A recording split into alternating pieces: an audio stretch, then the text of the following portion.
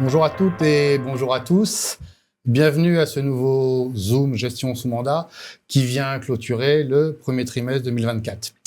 Je vous rappelle l'ambition de ce rendez-vous, vous présenter dans un format court une synthèse du contexte, des résultats et des perspectives de la gestion sous mandat MIF proposée au sein de vos contrats d'assurance vie.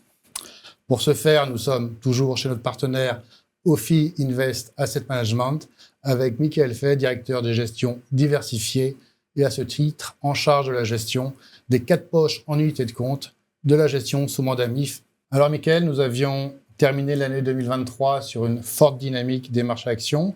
Du coup, comment s'est déroulé ce premier semestre d'un point de vue macroéconomique ? La réponse est relativement simple. La désinflation et le calendrier de politique monétaire des banques centrales sont restés les deux questions majeures.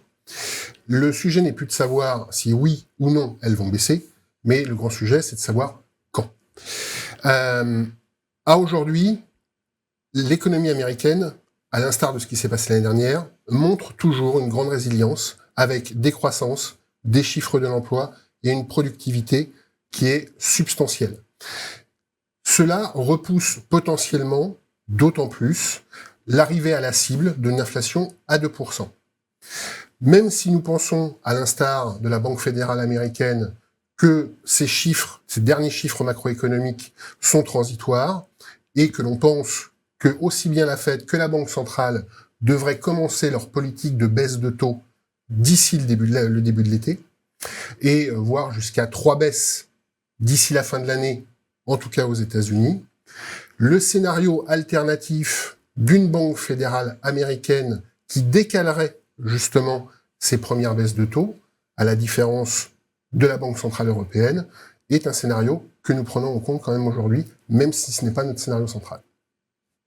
Alors, la gestion sous mandat MIF a enregistré des performances remarquées en 2023 et l'on connaît désormais les performances sur le premier trimestre 2024 des 4 poches en unité de compte, des 4 profils de la gestion sous mandat MIF.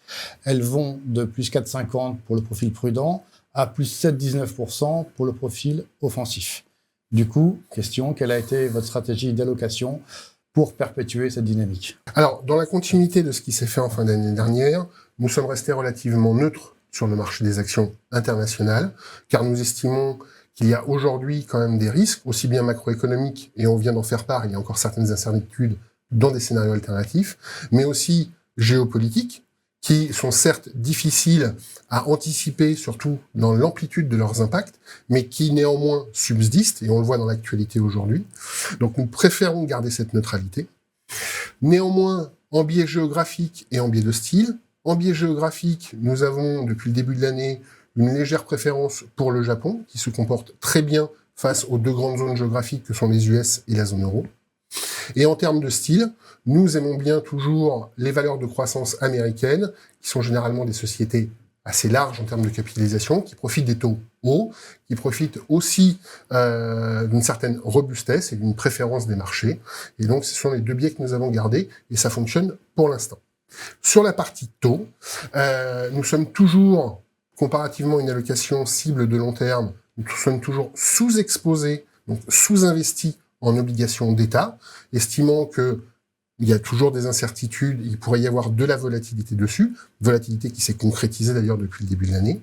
Et nous préférons diversifier au travers d'obligations d'entreprises privées dites de qualité ou dites à haut rendement.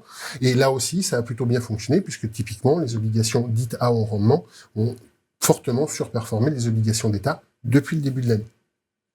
Enfin, traditionnelle question prospective. À quoi s'attendre pour les prochains mois ?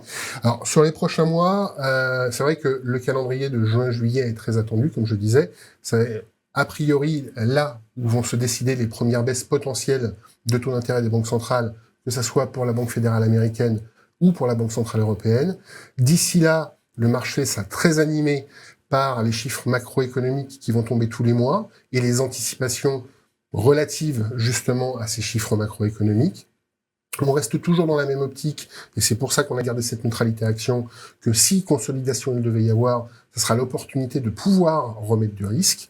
Et on s'attend, comme je disais tout à l'heure, à 3 baisses de taux, a priori, sur la Banque fédérale américaine.